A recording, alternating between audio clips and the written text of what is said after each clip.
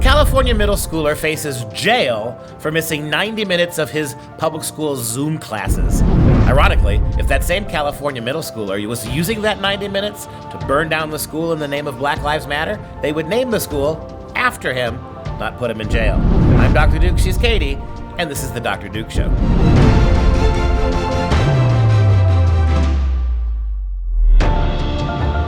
Hello, everyone, and welcome to the Dr. Duke Show, the only program that keeps you educated on the craziness impacting K-12 classrooms and college campuses around the world. Today we start again in crazy California, where missing a couple of Zoom classes on the online public schools in the age of COVID now could get you arrested. Actually, it's baked right into the civil code, right? And stepping back for a second before jumping all over the story, it doesn't surprise me that truancy would lead to penalties. In fact, I bet you there are a lot of places in the country, most places, where consistent truancy could get you in legal trouble. I'm not surprised by that. That doesn't necessarily bother me. But what gets me is, how do you measure this in these online classes? Another thing is, I know from firsthand experience from being a professor at the university, they will log on to your classes and they'll be sitting there doing 1,000 other things, right? They'll have their phone like this. They'll be doing 1,000 other things while you're not paying any attention. Just because your little name is logged in on the corner doesn't mean you're actually there. And what really upset, so I'm going to go a little bit off the beaten path with this one because we're going to show you the dad in just a second here. What gets me is that the dad is actually seriously upset that California schools are being a little extreme in their response. I mean, in this day and age, to have parents who don't realize that the schools are the problem. In fact, go ahead and show that. We'll go to Katie then. Lafayette parent Mark Mastrov says he was stunned when the family received a letter threatening his 7th grade son with arrest for missing exactly 3 30-minute Zoom sessions, unexcused absences. He can become a truant of the state and he could be arrested. I said, are you going to come arrest my son in my home or try and fine me for not getting him to his Zoom class on time, perfect every day? Like his classmates at Stanley Middle School, Merrick Mastrov spends up to 7 hours a day attending virtual school via Zoom. The letter from a Stanley administrator lists the 3 periods Merrick missed and says when a student is absent without a valid excuse, the student is considered truant according to California law. And down below, the pupil may be subject to arrest. And according to the dad, his son, his 12-year-old son, is in class normally 5 days a week. And they said 7 hours a day. Everything is great. But what they're trying to do with these Zoom classes now is get kids for one little mistake. But if this was them being truant actually in the school building, and it's sad to say, but depending on where this kid is from, what he looks like, it may be a whole different story. Yeah, and we have an online school, FreedomProject Academy, so we've been doing online the right way for a long time, whereas these public schools are trying to mash it up. It's a big mistake of the public schools to try to give 7 to 8 hours a day of public instruction and then mandate kids cannot sit in front of a computer that long unless they're gaming, evidently. Yeah, nor should they in a computer screen for that amount of uninterrupted time. At our school, maybe maximum of 4 hours a day, and actually 4 hours every other day, mainly, or depending upon the class, but never more than 3 or 4 hours a day. And only 4 days a week on top of it. 4 days a week, right? So, I mean, this is a lot to expect. And so you're talking about, Dad says that the kid was there, too. That's the other thing. Oh, yeah. How do you know? These are the same people, by the way, who we've done story after story. If you are showed up for your 7 hours a day and there's a Trump mug on your desk or a Trump flag somewhere visible in the screen behind you, they'll give you 15 seconds to get rid of it or they're going to oust you. Now, here's the thing. You got your Trump. Maybe what this kid should do is put a big Trump flag behind him. And then they'll immediately tell him, you can't be here with that. At that point, they can't arrest him for truancy. This is true. Right? So maybe what the solution in California is, everybody put Trump paraphernalia within the eye shot of the camera, and suddenly they'll be glad that you're not there. And the fact that Dad even said, Dad was a little bit proactive then in trying to resolve this. He called and said, I want to clear this up. I want to make it right because my son says he was logged in. Maybe he just logged in a few minutes late, and so it didn't record that. Technology. Clearly, we know it's not perfect.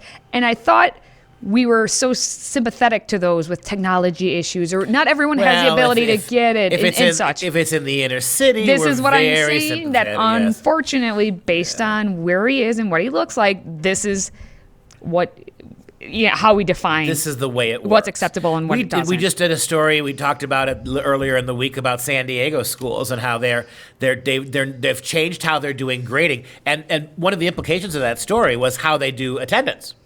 You can no longer in San Diego, which is the same state as this guy's in, you can no longer in San Diego give kids bad grades or lower their grades because they don't come to class or because they don't turn in their homework, because that would be racist, right? What bothers me a little bit is, as ridiculous as the story is, when you watch the father there, I mean, what does he say? So you're telling me you're going to fine me if my kid is truant? Yeah, that's been true for a long time. Theoretically, you're telling me this could result in jail for me or my kid? Yeah. Are you surprised by this? This is California, and it's most public school systems in the country. Here's the thing: when you reflexively assume that the only way you can educate your kids is through the public schools, then what right do you really have to challenge their system? That's the system. Yes, is it outrageous? Yes. Has it been there for 20 years? Yes. So the question is, why are you so upset that dear parent, name another thing in this country, another business in this country where you are mandated to use their products and then you actually have a voice in telling them what to do. That's the problem. Public school is a monopoly, and it's a monopoly that you and everybody else in the country has bought into. It's not a monopoly. You don't have to play by their rules. But that means you find alternative. Look, if your kid's doing 7 hours a day in the public schools and learning very little, there are a lot of other schools who can help them online or in person and take away this unaccountable, huge government bureaucracy and its meddling in your kid's life.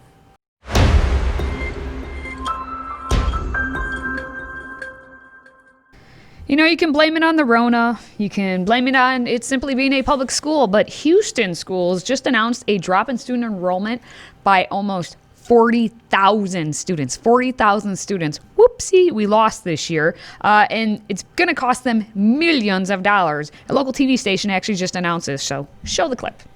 Of these 20 area districts, 16 are reporting lower enrollment numbers. More than 38,000 students who didn't sign up this school year. UH education professor Duncan Klussman is a former Houston area school superintendent. Some students could be homeschooled, so that could be a factor. There could be some students in private settings. And then there's going to be a certain percent of students who just are not enrolling at all. And because Texas schools are funded on a per pupil basis, the financial outlook for Alief and other districts is grim. If nothing changes from here on out, we'll see anywhere from a $25 to $40 million revenue cut. And there sums up the whole problem with your public schools. Your kids are not students. They're not pupils.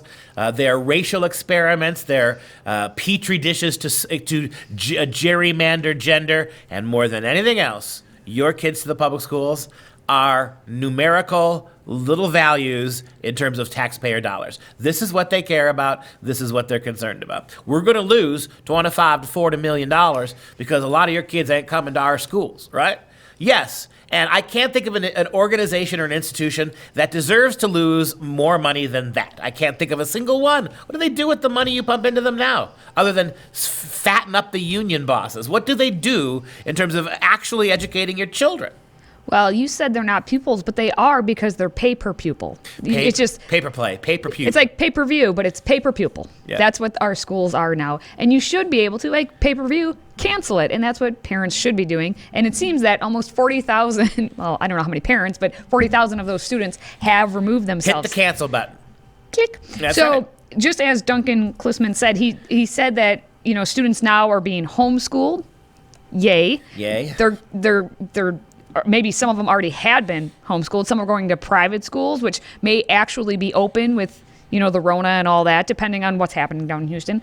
But it's good to see that at least some parents are waking up and something is being done in Houston. And with all due respect to the sky is falling administrators at Houston schools who we just saw, I think they should be rewarded. The parents who pulled their kids out, the $40,000, should get at least half of their taxpayer money back. How about that? Let's turn that $40 million shortfall into an $80 million shortfall. Maybe then, when we not only they take their kids out of your school, which means they're not counted, which means you don't get more money from the state and the feds, and you are forced to return a big chunk of their real estate property taxes that is paying for the public school system because they're not using it anymore. Maybe then you'd work a little harder to do the kind of things necessary to make parents happy. And it's a really low bar. Just teach them how to read and write, for God's sake. You're not doing that. What are you doing? All right, well, according to the Alief Independent School Department Superintendent H.G. Chambers, who you saw on that video, he thinks that part of the enrollment drop is keeping the younger students in front of a screen for distance instruction. He said it's so difficult to have a 4-year-old or a 5-year-old or a 6-year-old sit in front of a computer monitor and try to learn virtually. So they become frustrated with that. And if it's like the other story in California where it's 7 hours a day, 5 days a week, and you do have a 5-year-old, I could see why that is. Like at our school, we have 2 hours, 4 days a week, and they get breaks in there. So it's not, you're able to maintain their attention without them just throwing and this out. raises the question we've talked about before. How many families see the public schools as babysitter services? Oh, absolutely. Not schools. They're just glorified free daycare. They're cheap daycare. And that's why they have to have it 7 hours a day. Exactly. Or more. Because if it's they not can. about, the public schools could go to a 4-hour a day for the young kids. Oh, absolutely. A 2-hour a day system. Kindergarten was a half day. That's right. And now it's whole day. And now That's it's right. 4K. And now it's 3K. But this I'm is- convinced they're going to pop babies out soon and then go straight into the school system. Well, I'm convinced. That's what they'd like, mandatory pre-K. The only problem with that is that why would you wait until they're born? In terms of murdering them, Well, that's they're not. true. But what if you started giving fetuses Oh, geez. government-sponsored education? Start listening just like podcasts. Yeah. Instead of playing classical music, which is Politicians racist, just- just play rap music from the time they're conceived, Heck right? yeah. Why Right? not? Or Japanese kabuki or something. Have them play something like that. But again, the reality is that when you think about the fact that Houston is one of those big city school systems that does a really lousy job of giving their kids a basic education. And as you said, as much as they're crying that the sky is falling, the Texas Education Agency has said they will fully fund schools for the first semester, regardless of how That's many right. kids they have. Because, Because more they've money, got more problems. money than they know what to do with.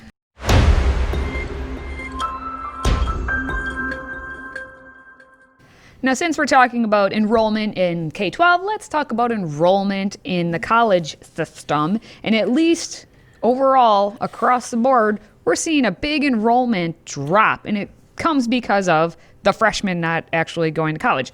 This is a new study, and it's figures that are coming from the National Student Clearinghouse Research Center.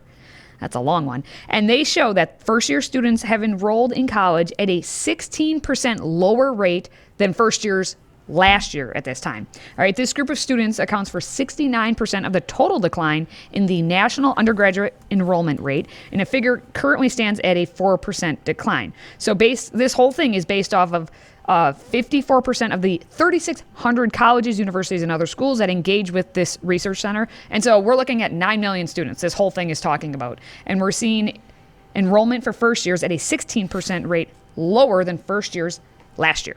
Yeah, and I think this is good. I mean, it would make sense that if there was going to be a break, it would be a break between the high school kids who've never yet gone to college. It's a little bit different for the typical sophomore or junior who's got, 2 or 3 years invested in this, probably Yeah. rolled up about $30,000-$40,000 in student loan debt. Yes. It's much more difficult for that person to just suspend all of this. I mean, imagine if you're a college junior and you've just spent your first 2 years paying for all that largely needless gen ed stuff. Yep. And then all of a sudden now you're about to really focus on your major, and whammo, you're going to quit that. That makes it very, very difficult. So we expect that. And one of the things I have always told parents, you ask me one piece of advice about how to handle college in this day and age, the first thing I would ever tell mom and dad, never, ever, ever, ever, ever send a 17-year-old who has just graduated from high school to college. Don't. They're only 17 years old or 18.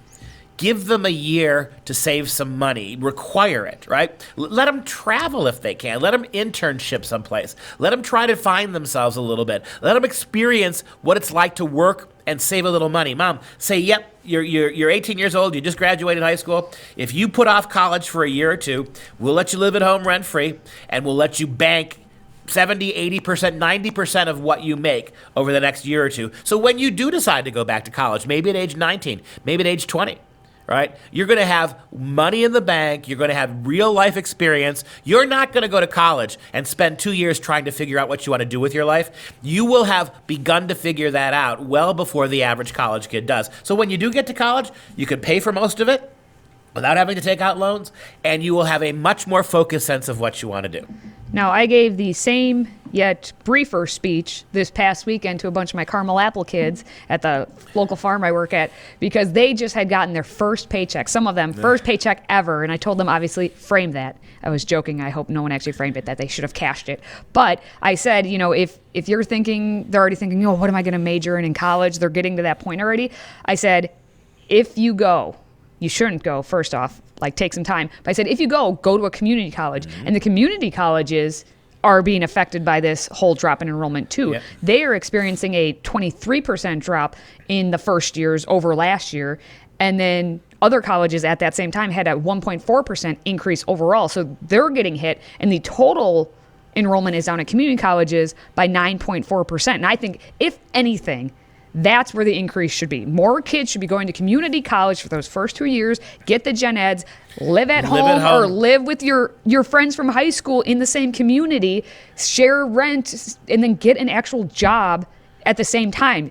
Make some money. Don't go into debt. And we're in a place of unprecedented jobs. There are so many jobs that every restaurant in town, you see again and again that there's just devastating need for people to fill slots. This is a perfect time for a high school, a late teen, to get their feet wet doing lots of different kinds of work and making pretty good money doing it. And if we would get to a point where we realize that it doesn't matter what the job is, just get your feet in the door somewhere and start working, because that's when you make connections with people. That's where you actually learn, oh my gosh, I actually like cooking, or oh my gosh, I really hate cooking. And so what field, when you get to college, then maybe a little bit closer path to where you're going to end up.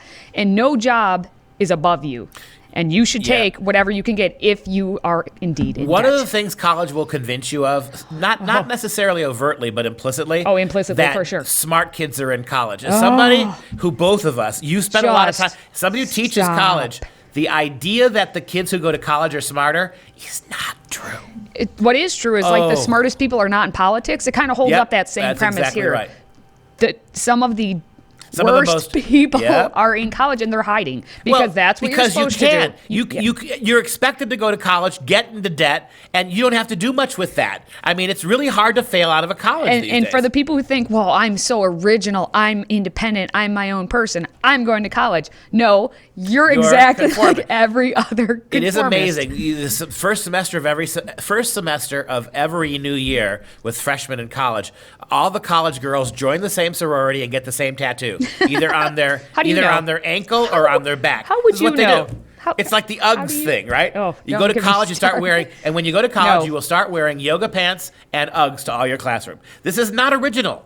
This is utterly herd mentality. The ones you want to watch, the sharp up-and-comers, are the ones who say, you know what? I'm 18 years old. I'm going to have a good time. I'm going to try some things. I'm going to put some money in the bank. I'm not going to mess around with all that college debt until I find out that I actually need it for a particular career I want to follow.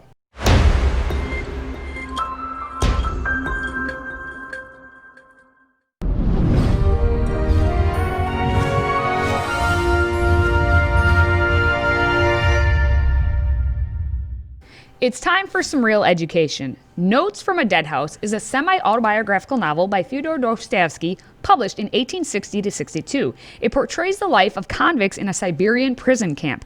Dostoevsky spent 4 years in exile in such a prison following his conviction for involvement in the Petroshevsky Circle. This experience allowed him to describe with great authenticity the conditions of prison life and the characters of the convicts.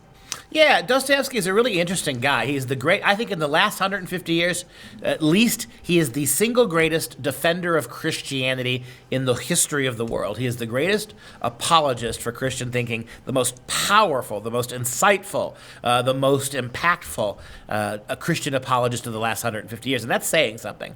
But he didn't start out that way. As a young man, he was a college kid. And when he went to college, he immediately became infected with this typical kind of liberalism that you see to this day that infects college kids. He began to think that he knew everything and that everything was owed to him, and so he became the 19th century equivalent of an Antifa person. He became a rebel and a revolutionary. He joined the Petrushevsky group, which was an anarchist, anti-government group. He was arrested by the Tsar, sentenced to death, and at the very last minute, he was spared the firing squad, but he was sent instead for an 8-year term in Omsk, Siberia, at one of those horrific penal places. I mean, it was in the middle of Siberia. They didn't even have fences around the encampment, because where would you go? Go ahead and run away. You'll be dead in 6 hours. And this was the place that he's a college kid, a privileged kid growing up, college boy. He was sent to one of the most brutal prisons in the world at the time. Rapists, murderers, lunatic serial killers. This is who he spent his time with. And the thing that really blew Dostoevsky away is he titled his memoirs of this time, Notes from a Dead House. This is where people were sent to die. This is where the dead lived. And one of the things that blew him away most profoundly was these hardened murderers and rapists and criminals who would cut your throat for an extra lump of bread if they could steal your rations. Twice a year at Easter and Christmas time, the Christian church, the Orthodox Church, would bring the sacrament, the Holy Communion, into the prison. And he could not get over the fact that these hardened criminals would weep like children in the presence of the sacrament, the body and blood of Christ. That even here he found redemptive souls, that even here the dead could be resurrected. He left after 4 years. He was freed and became he rejected his rebellion. He rejected his anarchy. He became one of the great Christian thinkers. And here's a quick passage from the book. I really urge you to read it. He's talking about his experiences in the prison. Whoever has experienced the power and the unrestrained ability to humiliate another human being automatically loses his own sensations. Tyranny is a habit. It has its own organic life. It develops finally into a disease. The habit can kill and coarsen the very best man or woman to the level of a beast. Blood and power intoxicate. The return of the human dignity, repentance, and regeneration becomes almost impossible. And isn't that description the description of the 20th century? From Lenin to Hitler to Mao. Isn't that exactly what was coming when we socialized and communized the world? And the only thing that allows resurrection and regeneration to occur, he understood so well, was Christian ideology. It's a great story. I urge you to read it. All right, as always, if you're a fan of this show, and how could you not be, please consider a one-time tax-deductible donation of $99 toward our Patriot Club. As a thank you, we're going to ship you this impressive-looking stainless steel tumbler etched with the words, "Freedom never tasted so good." Visit patriotclub.us to get started. That's patriotclub.us. And we're going to wrap things up today with the fun fact of the day. According to the Princeton Review, the most applied to university of all the universities is UCLA. And they have almost 114,000 applications every single year. Well, there you go. And that's going to do it for this show. For Freedom Project, I'm Dr. Duke, and she's Katie. Until next time, stay educated, my friends.